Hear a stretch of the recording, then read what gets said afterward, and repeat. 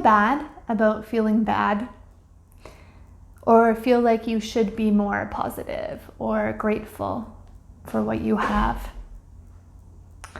Well, you're not alone, friends. Today, I am here to talk about toxic positivity, which is a subject that is very dear to my heart. We're going to be exploring how positivity becomes toxic, how gratitude becomes toxic, and unpack perhaps the traps that we fall into around this. We're also going to be exploring how to integrate some of the rejected parts of ourselves, or our shadows, in order to feel a greater empowerment, to cultivate trust with ourselves. And actually, this requires us not to be so rigidly positive. My name is Leanna Yip, and I'm a registered clinical counselor based in Vancouver, British Columbia. If you like this video, please give it a like, share it, much appreciated. So the culture we live in, the spirit of our times, if you will, has a marked obsession with positivity, especially in self-help groups, in New Age groups, in spiritual communities. Not all, of course, but it can come up more predominantly in these circles. And it's seeped into the mainstream. And so we see things like bumper stickers that say, "No bad days," or signs that say, "Positive vibes only." And these may seem harmless enough on the surface, and yet they're tangible symbols of what is not being addressed, perhaps, in the culture, right? The underlying obsession or need to stay in the light, in the positive. And what happens with that is that everything that doesn't fit into the small sliver of positivity, whatever definition you put on that, whether it's happiness or gratitude or joy, living your best life, things like this, whatever doesn't fit into that little sliver gets rejected. And then it gets shamed, you know? So we're going to be talking about this further, how gratitude and shame can be very closely linked, and positivity and shame when it's toxic, right? Of course, feeling positive is great, and it can come organically and cleanly without its toxic kind of counterpart. And yet this video focuses on the toxic forms of positivity that may show up in our lives, in our psyches, in our culture.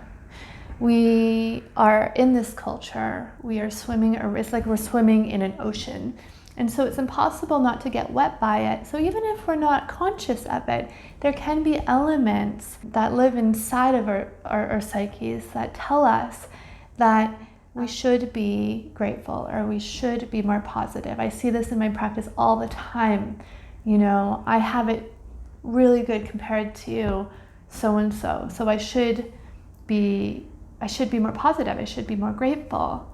And with that should comes shame and splitting and denial of the human experience. There is enough room for us to feel our own muck, and for the other people around us to have muck too. It's not as if,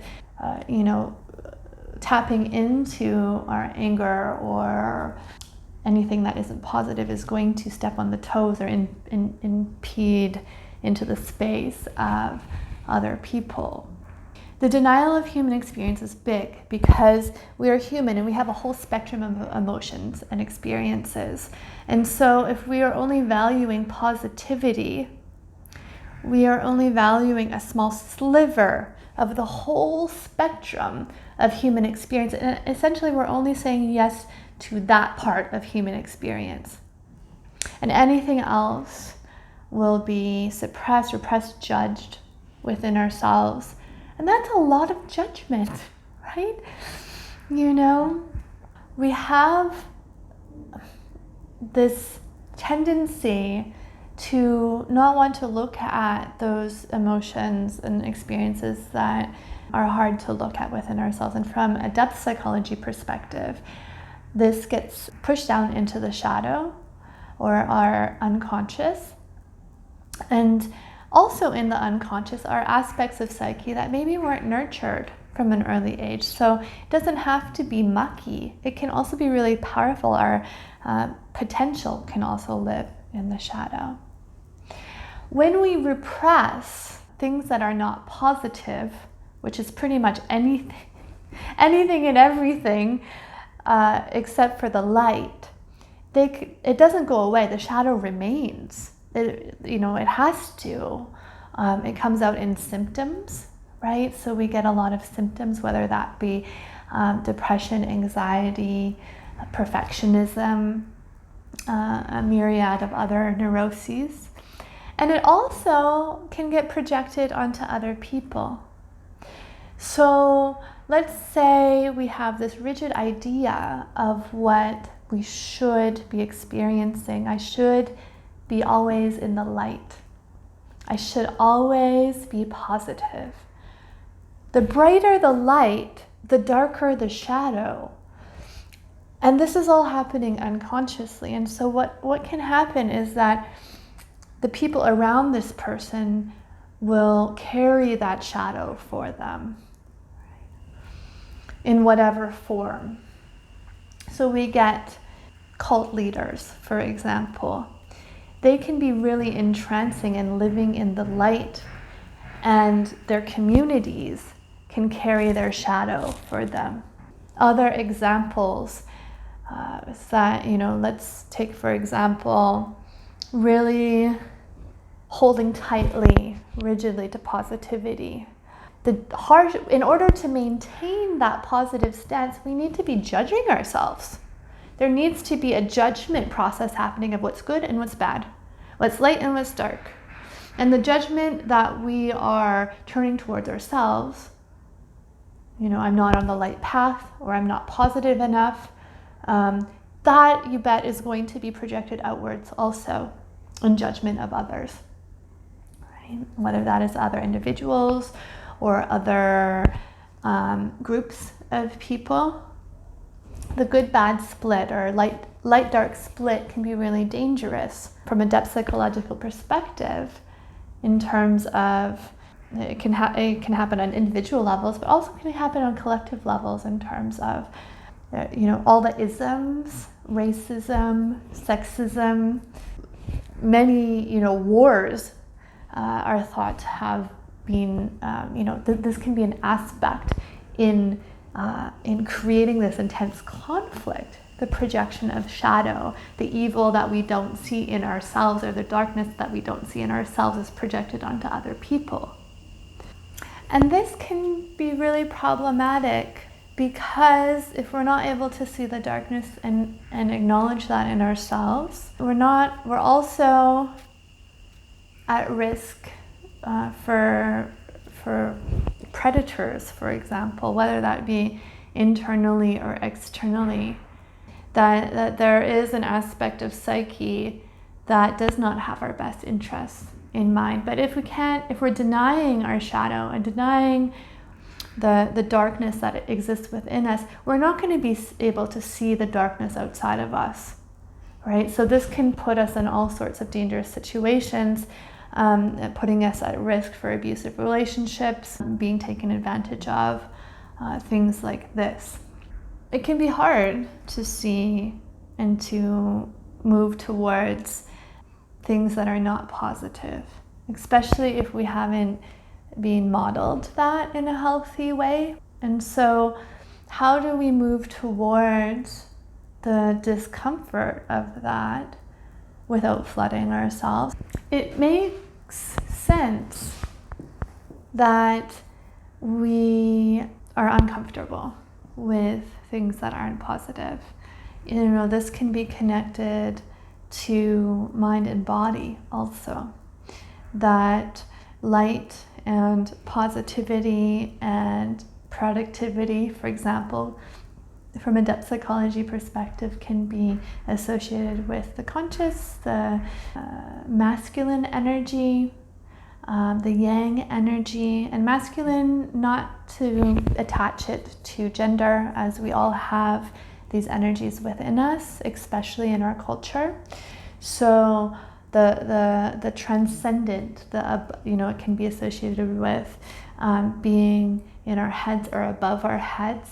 And a lot of the times the muck, the emotions, of course, they're held in our bodies, the memories are held in our bodies. And so we get the denial of body and the overvaluing of rational mind.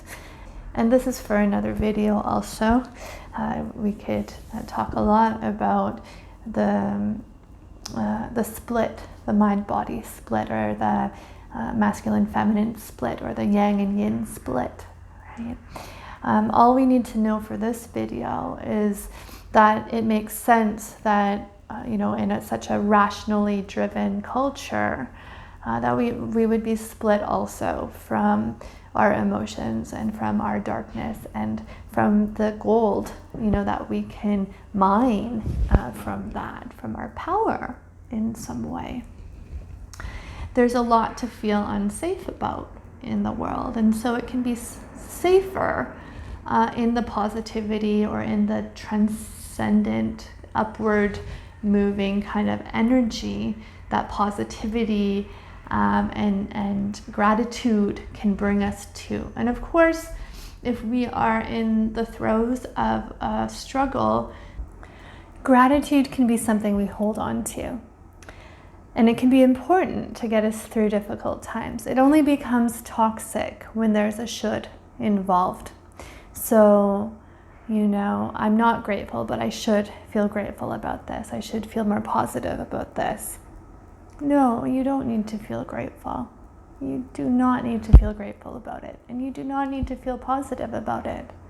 From a depth psychology perspective, there's the idea that when we start to move towards these uncomfortable, sometimes mucky emotions, we can draw on them. There's a certain alchemy, an inner alchemy that can happen when we take a drop of our depression, of our anger, or whatever else is down there, and bring it up to consciousness. That actually this can help create boundaries, help in cultivating trust within ourselves and empowering ourselves. There's a certain energy that can be mined from those shadowy, rejected emotions. So here's an argument, right, for integrating shadow, or for moving towards that which is not positive intentionally, consciously. And there's a few ways we can do this, whether it's through going to a therapist, or writing, taking a piece of paper out and just seeing what comes out, just keeping the hand moving across the paper, and eventually something will emerge and come down through your hand. Connection with body, right? Doing body scans, really being conscious about noticing how your body feels throughout the day. Somatic practices that are consciously working with body can be a way of coming downwards into kind of a more fluid, less transcendent, darker energy. Anything creative in terms of painting, drawing, these are all ways to access shadow material. And so I leave you here. I could go on and on about toxic positivity, spiritual bypassing, things like that. But I will save that for another time. May we move towards our muck together. All right, take care.